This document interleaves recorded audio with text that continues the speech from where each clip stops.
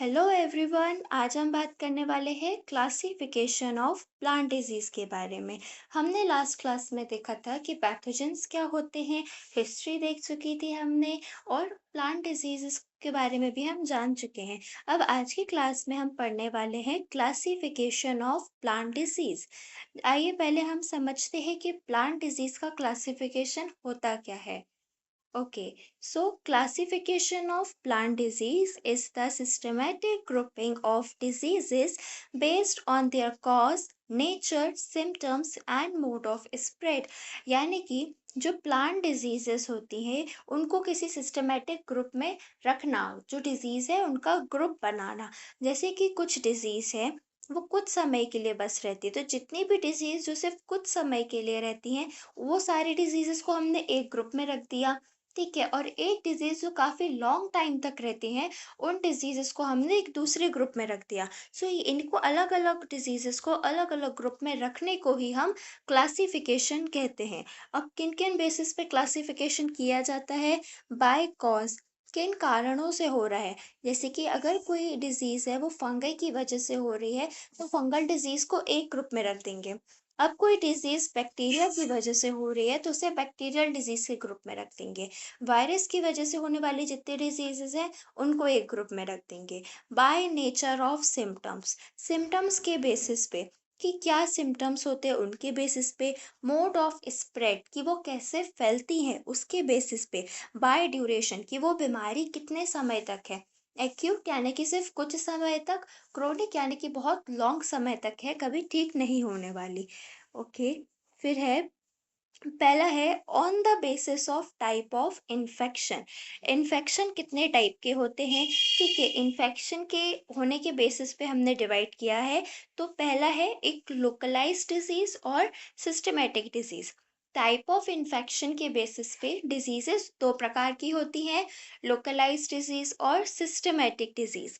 Localised disease वो होती है जो affecting only a part of the plant, जो कि प्लांट के सिर्फ एक ही पार्ट को अफेक्ट करती हैं। जैसे कि अगर कोई प्लांट है तो उसके लीव्स को ही बस अफेक्ट करेंगी, वो उसके स्टेम को अफेक्ट नहीं करेगी, फ्लावर को नहीं करेगी, रूट को नहीं करेगी। अगर वो सिर्फ लीव्स को डिजीज कॉज करने वाली है तो सिर्फ लीफ को ही डिजीज कॉज करेगी। तो ऐसी डिजीजेस को जो एक पर्टिकुलर एरिया को ही, एक पर्टिकुलर पार्ट को ही सिर्फ डैमेज करती है उसको लोकलाइज्ड डिजीज बोलते हैं। Systematic disease affecting the entire plant, ऐसे डिजीजेस जो पूरे प्लांट को अफेक्ट करती हैं। ठीक है, जो कि रूट को भी अफेक्ट करेगी, लीव्स को भी अफेक्ट करेंगी। ठीक है, और फ्रूट्स को, रूट को, स्टैम को, सबको अफेक्ट करेंगी। ऐसी डिजीज होती हैं सिस्टमैटिक डिजीज। जैसे कि ये जो पहले ओनली लीफ डैमेज, कि जो पूरा पौधा है वो पूरा पौधा कैसा है, ठीक है, गुड है, सब ठीक है। सिर्फ उसकी जो लीव्स है उसकी लीव्स में येलो येलो स्पॉट्स आ गए हैं। ठीक है, बाकी पूरा पौधा सही है। सो ऐसी डिजीज को हम बोलते हैं लोकलाइज्ड डिजीज। क्या बोलते हैं? लोकलाइज्ड डिजीज, जो कि सिर्फ एक ही पार्ट को अफेक्ट करती है।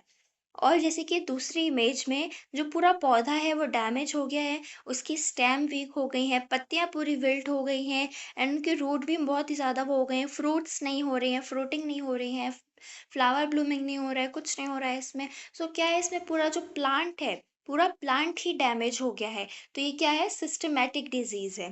ठीक है, फिर नेक्स्ट है based on production of inoculum. Inoculum क्या होता है? जैसे कि कोई पैथोजन है जो डिजीज कॉज करने वाला है, उस पैथोजन क्या करता है, वो पैथोजन अपना एक पोर्शन जो होस्ट बॉडी के अंदर भेजता है डिजीज कॉज करने के लिए। तो जो पोर्शन पैथोजन का होस्ट बॉडी के अंदर जा रहा है वो पोर्शन को ही इनोक्यूलम कहा जाता है। अभी इनोक्यूलम कैसे प्रोड्यूस होता है? ठीक है, यही इनोक्यूलम कैसे प्रोड्यूस होता है उसके बेसिस पे भी डिजीज दो टाइप की होती हैं, सिंपल इंटरेस्ट साइकिल, ठीक है, और compound interest cycle. Simple interest cycle यानी कि a disease that completes only one infection cycle during a crop season. यानी कि वो एक क्रॉप सीजन में, ठीक है, जैसे कि हमने गेहूं की फसल लगाई, ठीक है, अब वो एक सीजन की है तो एक सीजन में वो इन्फेक्शन सिर्फ एक ही बार होगा। ठीक है, वो एक सीजन में वो इन्फेक्शन सिर्फ एक ही बार इन्फेक्शन करेगा। तो वो होती है सिंपल इंटरेस्ट साइकिल। ठीक है? इसका एग्ज़ाम्पल है लूज़ स्मट ऑफ व्हीट। तो ये कैसा होता है कि जो व्हीट है, उसमें जो ये डिज़ीज़ है लूज़ स्मट नाम की, वो पूरे सीज़न में मतलब इस साल वो एक ही बार होगी, फिर अगले साल जब वो होगा तो भी वो एक ही बार होगी। मतलब पूरी उसकी लाइफ़ साइकिल में वो एक ही बार इन्फेक्शन कर सकता है। फिर है compound interest cycle. Compound interest cycle मतलब a disease that completes many infection cycle during a crop season. जो एक क्रॉप सीजन में एक से भी ज़्यादा बार डिज़ीज़ कॉज़ कर सकते हैं। जैसे कि कोई पैथोजन है, वो क्या कर सकता है, वो एक से कई ज़्यादा बार इन्फेक्शन कॉज़ कर सकता है एक ही सीज़न में। एक ही सीज़न में एक से ज़्यादा क्रॉप को या एक से ज़्यादा बार इन्फेक्शन कॉज़ कर सकता है। उसको हम बोलते हैं कंपाउंड इंटरेस्ट साइकिल। जैसे कि इसका एग्ज़ाम्पल है late blight of potato, rust of wheat, powdery mildew. ठीक है? फिर है based on the occurrence. Occurrence मतलब कि कोई भी डिसीज़ कैसी है, ठीक है? उसके कैसे अकर हो रही है वो, ठीक है? तो इसके बेसिस पे डिसीज़ेज़ को 4 उसमें डिवाइड किया गया है। Endemic disease, epidemic disease, pandemic disease, sporadic disease. Endemic disease क्या होती है? When a disease is present in one form from years two years in a particular country और पार्ट ऑफ अ अर्थ। यानी कि किसी भी कंट्री में, किसी भी पर्टिकुलर कंट्री में या एरिया में, मतलब कोई ज़्यादा बड़ी कंट्री में, ज़्यादा एरिया की बात हो रही है।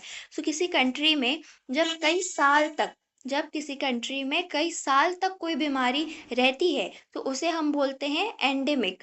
ठीक है? एक ही फॉर्म में अगर कोई बीमारी सालों साल रहती है पर्टिकुलर कंट्री में, तो उसे हम बोलते हैं एंडेमिक। ठीक है? अब एपिडेमिक क्या होता है?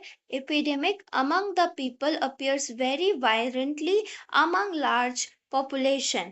यानी कि बहुत बड़ी पॉपुलेशन में एकदम से जो बीमारी तेजी से फैलती है, उसे हम बोलते हैं एपिडेमिक। एकदम से जो फैलती है बहुत तेजी से, वायलेंटली एकदम से, मतलब बहुत ही कम समय में बहुत तेजी से जो फैलती है पूरे इस एरिया में बहुत बड़ी पॉपुलेशन में, उसे हम बोलते हैं एपिडेमिक। जैसे कि Irish famine due to late blight of potato. तो इसमें क्या होता है कि जो इरिश फेमाइन जो हुआ था, वो late blight of potato disease की वजह से हुआ था। उसमें क्या हुआ था कि जो वो बीमारी थी, वो एकदम से पूरी इरिश में आयरन आइलैंड में फैल गई थी। ठीक है? तो जो एकदम से बीमारियां फैलती हैं बहुत पूरी लार्ज पॉपुलेशन में, उसे हम बोलते हैं एपिडेमिक। और एंडेमिक वो बीमारी जो सालों साल चलती है, जैसे कि wheat disease of potato. India में जो वीट डिजीज हो गई थी पोटैटो की, ठीक है? तो वो कैसी थी? वो सालों-साल तक थी। तो सालों-साल जो चलती हैं वो एंडेमिक, और जो वायलेंटली एकदम से जो फैलती हैं वो एपिडेमिक। फिर पेंडेमिक क्या होता है? पेंडेमिक उनसे भी बड़ा, ठीक है? पहले एंडेमिक थोड़ा छोटा, फिर उससे बड़ा एपिडेमिक, फिर सबसे बड़ा है पेंडेमिक। पेंडेमिक पूरे वर्ल्ड, कॉन्टिनेंट, कंट्री में होता है, ठीक है? और बहुत ही खतरनाक, बहुत ही ज़्यादा घातक रहता है। जैसे कोरोना वायरस, तो कोरोना वायरस पूरे वर्ल्ड वाइड पे था। तो जो पूरे वर्ल्ड वाइड पे जो डिजीज हो जाती है वो होती है पेंडेमिक। इसका एग्जांपल है कोरोना वायरस है। ठीक है? हालांकि ये कोरोना वायरस प्लांट्स में नहीं हुआ था, ह्यूमंस में हुआ था, एनिमल्स में। फिर है स्पोरेडिक। स्पोरेडिक क्या होती है? Sporadic which occurs at very irregular interval and location.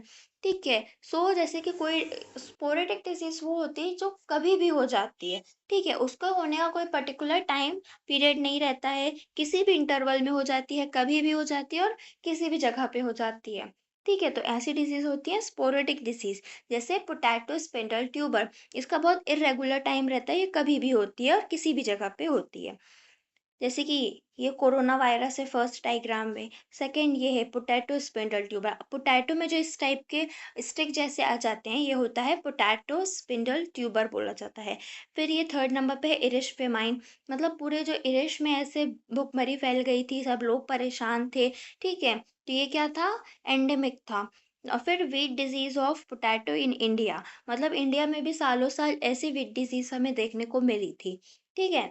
ये हो गया। फिर है based on the cause. Cause मतलब कारण, किसी भी बीमारी के होने का कारण।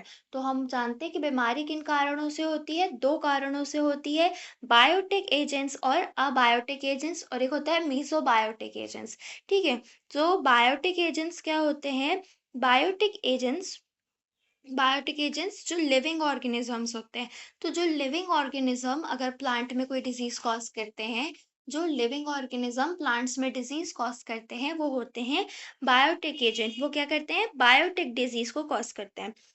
मतलब ऐसी बीमारियां जो बायोटिक एजेंट्स की वजह से हो रही हैं, इसे हम बोलते हैं बायोटिक डिजीज। ठीक है, जैसे कोई बीमारी फंगल इन्फेक्शन की वजह से हुई, बैक्टीरिया की वजह से हुई, या फिर उस सब चीजों एक वजह से होती है, तो वो बायोटिक डिजीज हो जाती है। ठीक है, जो लिविंग ऑर्गेनिज्म की वजह से होती है, जैसे कि सिट्रस कैंकर।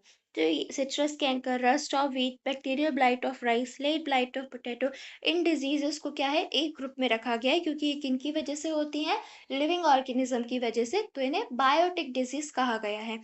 अबायोटिक डिजीज जो अबायोटिक एजेंट से होते हैं, जैसे कि फ्रोस्ट, ओवरहीट, और जैसे कि nutrient deficiency, high temperature, low temperature, और इरेगुलर ह्यूमिडिटी, सो या फिर हाई रेनफॉल। सो इन अबायोटिक एजेंट्स की वजह से जो डिजीज होती हैं, वो अबायोटिक डिजीज कहलाती हैं।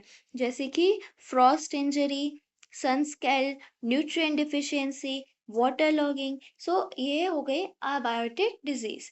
जैसे कि ये है बायोटिक डिजीज जो होती हैं, जैसे फंगई फंगई हो गया, बैक्टीरिया हो गया, वायरस हो गया, नेमाटोड, इंसेक्ट, पैरासाइट प्लांट।